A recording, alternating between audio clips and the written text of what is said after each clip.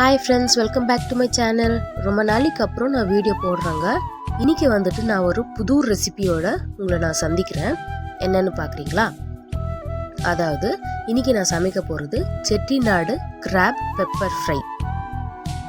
So வாங்க வீடியோக்குள்ளே போகலாம். அதுக்கு நான் வந்துட்டு ஒரு கடாயில் எண்ணெய் எடுத்திருக்கேன். எண்ணெய் நல்லா சூடாகட்டும். சூடானதும் கொஞ்சோண்டு கடுகு போட்டுக்கிறேன். கடுகு நல்லா பொரிஞ்சு வந்ததும் நான் வந்துட்டு இதில் பூண்டு சேர்த்துக்கிறேங்க. பூண்டு வந்துட்டு நல்லா கோல்டிஷ் ப்ரௌன் ஆகிற வரைக்கும் நல்லா ஃப்ரை ஆகட்டும் எண்ணெயிலேயே. அப்போ தான் அதோடைய ஃப்ளேவரெல்லாம் இறங்கும். இது கூடவே நான் வந்துட்டு கொஞ்சோண்டு கறிவேப்பிலையை நான் போட்டுக்கிறேங்க. ஃப்ரெஷ்ஷான கறிவேப்பிலையை நல்லா கழுவி நீங்கள் போட்டுக்கோங்க. கறிவேப்பிலை நல்லா பொரிஞ்சு வந்ததும் இதில் நான் வந்துட்டு ஆனியன் சேர்த்துக்கிறேன். ஆனியன் வந்துட்டு இந்த மாதிரி நீட்டாக பிடிக்காதவங்க நீங்கள் சின்னதாக பொடிசாக கூட கட் பண்ணி போட்டுக்கலாம். அது வந்துட்டு கம்ப்ளீட்டாக உங்களோட சாய்ஸ். எப்படி பண்ணாலும் இந்த கிரேவி நல்லா தான் வரப்போகுது, நல்லா தாங்க இருக்கும். So simple recipe.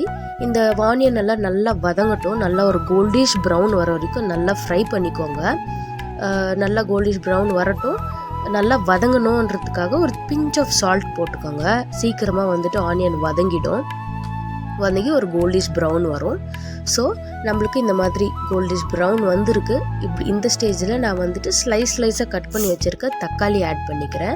இந்த மாதிரி தக்காளி ஆட் பண்ண பிடிக்காதவங்க தக்காளி பியூரி, டொமேட்டோ பியூரி எடுத்துக்கலாம்.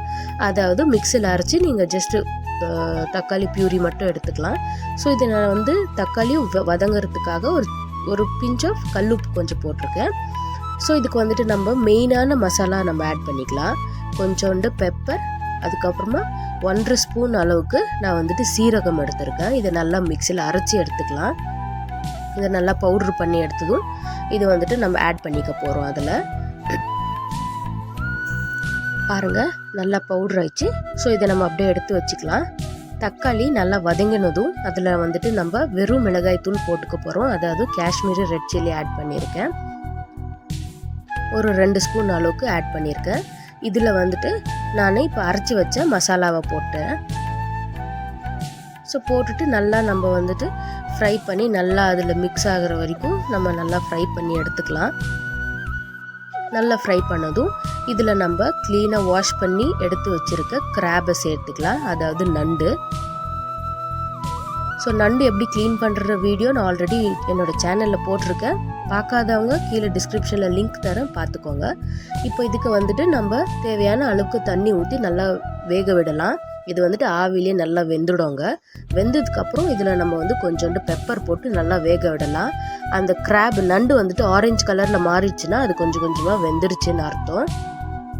தண்ணி வேணும், நல்லா கிரேவி மாதிரி வேணுன்றவங்க தேவையான அளவுக்கு தண்ணி ஊற்றிக்கோங்க. இன்றைக்கி நான் வந்து ஃப்ரை மாதிரி பண்ண போகிறேன், பெப்பர் ஃப்ரை.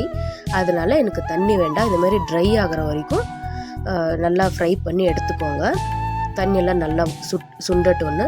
இது வந்துட்டு பயங்கர டேஸ்ட்டாக இருக்குங்க. அந்த மசாலா கூட நம்ம வச்சு சாப்பிட்றப்ப ரொம்ப நல்லா இருக்கும். ரொம்ப அட்டகாசமான டேஸ்ட்டு. இது வந்து ரொம்ப ஹீட்டு. அதனால் யாருக்காச்சும் வீட்டில் சளி பிடிச்சிருந்தா, கோல்டாக இருந்தால் இதை நீங்கள் தாராளமாக கொடுக்கலாம். அவ்வளோ ஹெல்த்து, ரொம்ப நல்லது. நீங்களும் வீட்டில் ட்ரை பண்ணிவிட்டு டேஸ்ட் எப்படி இருக்குன்னு கீழே கமெண்ட் பண்ணுங்கள்.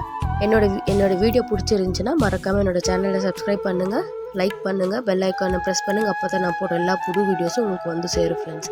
பாய்.